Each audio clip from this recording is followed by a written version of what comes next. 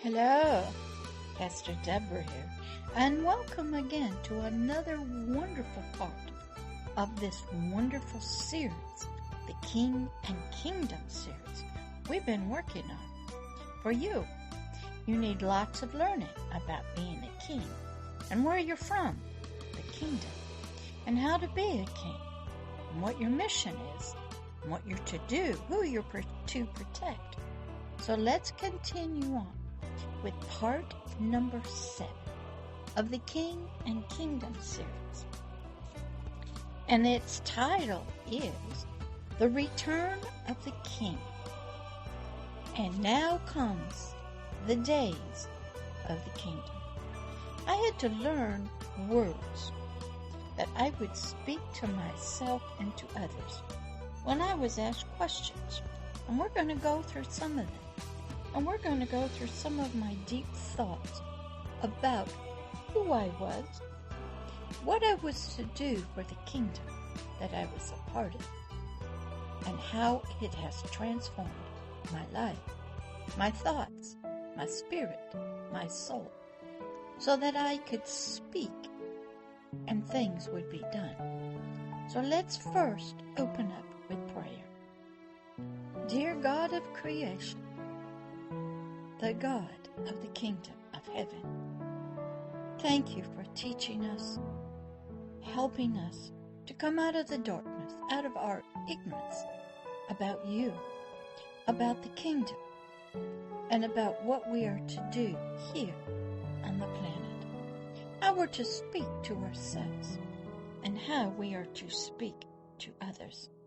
We thank you for all your teachings, your helping us through every way, through dreams and visions, through circumstances, through families, through animals, through nature, through a flower, through the wind, through the storms, through everything, so that we may learn.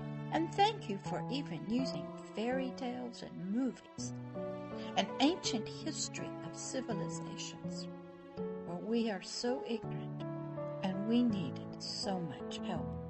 Thank you for teaching us that we are kings spiritually of a kingdom called heaven, and we are to bring the kingdom, the king's domain of God, of you, to earth, to humanity, to nature, to the environment, and to fight against the spiritual enemies of truth and light and agape love, peace and joy of the kingdom of heaven. Thank you for all that you do for us. Amen. We're going to pick up in part number 7. And we have been working through some words of Isaiah 61 and 62 that were foundational in my life out of the Authorized King James Bible. They were to help me understand my King, the King of heaven, and his purposes and his mission here in humanity on the planet. And I had to learn and study. So we're going to pick up where it says, we're in part number 14 of what I had to learn about myself. I, me, the spiritual me, and the Father's, God's himself, spiritual representative here on earth, a shepherd, a pastor, a mother. If you're a male, maybe you're a father, a comforter, a teacher, over both sets of spiritual children, those who are lost to him and those who have been found.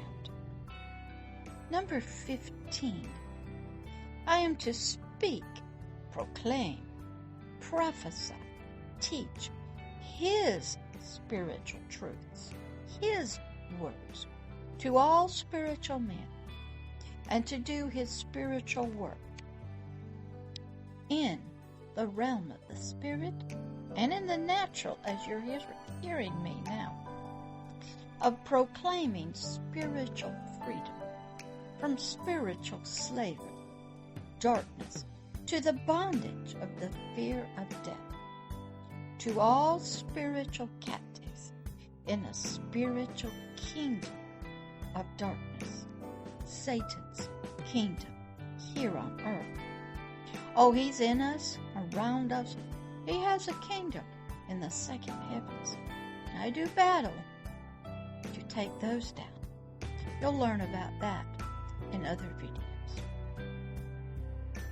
I was also here to comfort spiritually and in the soul, to heal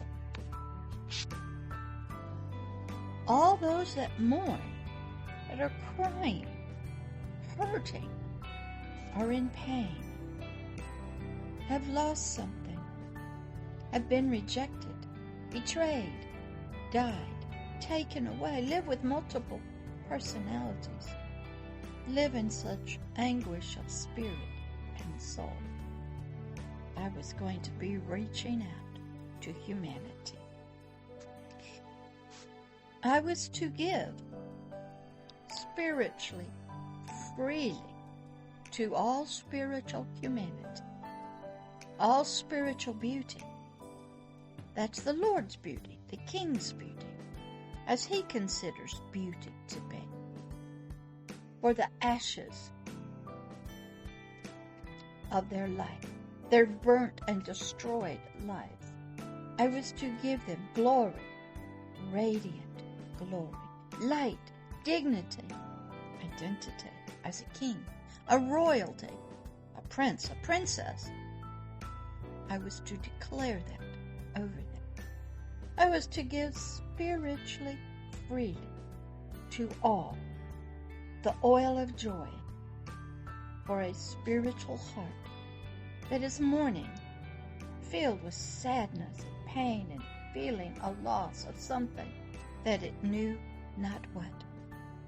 It did not know, and it does not know. It lost its identity, lost its light, its way, lost its balance and peace and joy, and most of all, it lost its anchor of agape love from its mama.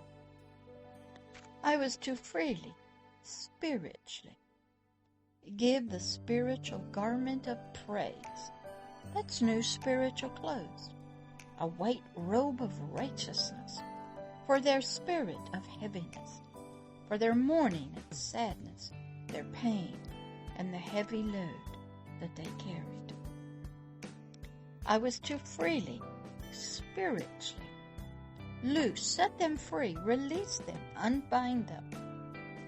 These spiritually ones who were appointed to spiritual death, that is spiritual separation from God and His love and His family and His kingdom, who have not yet believed in God, the God of creation. Oh, we call Him many names, and we do not yet know of the way home. Can't find the bridge. Can't find the way through the darkness, the forest, the mist. Drowning, drowning, drowning. Lost. And no one has seemed to help us. So I was sent.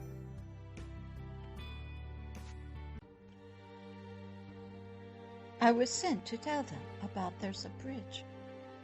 They've been forgiven. The light at the home, the kingdom, is on. They can come home now.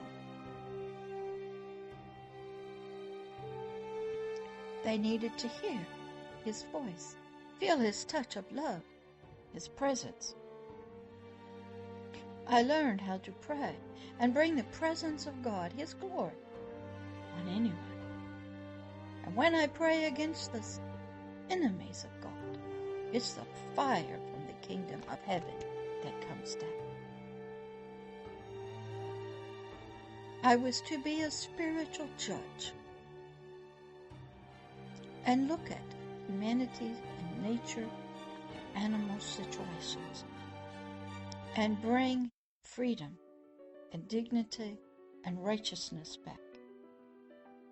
And I was to break the power of the words, "You shall surely die," of an angry God, for Adam's, our ancient ancestors' rebellion. I was to bring back love.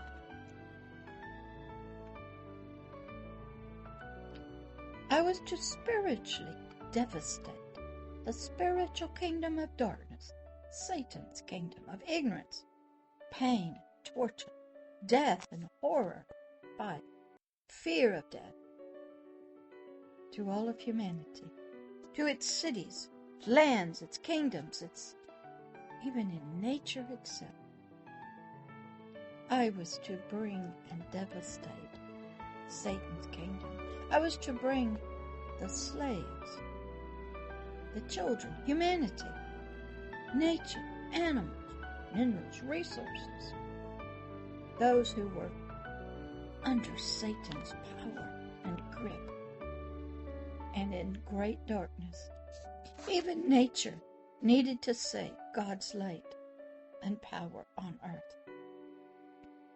I was to bring the kingdom of heaven back where it belonged. On earth, in the elements, take away Satan's control. I was to bring new spiritual babies, believers, into the kingdom of heaven and help them become royal spiritual children, offspring, into the royal family of the King of heaven. I was to spiritually declare, prophesy, proclaim, tell, sing, show, bring forth, manifest, and prove the King of heaven's glory, wisdom, power, reconciliation, his gifts of the kingdom of heaven, and its King, righteousness, joy, and peace, and agape love to all on earth. I was going to be busy. Still am, years and years later. Some nights it's every single night. Sometimes it's during the day. I work. I bring the kingdom of heaven to earth.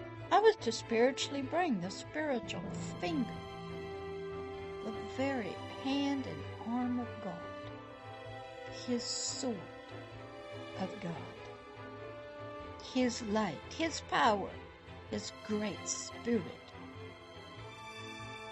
into all situations and circumstances, against all spiritual enemies of God himself, of the kingdom, of the humanity, of righteousness, of agape love.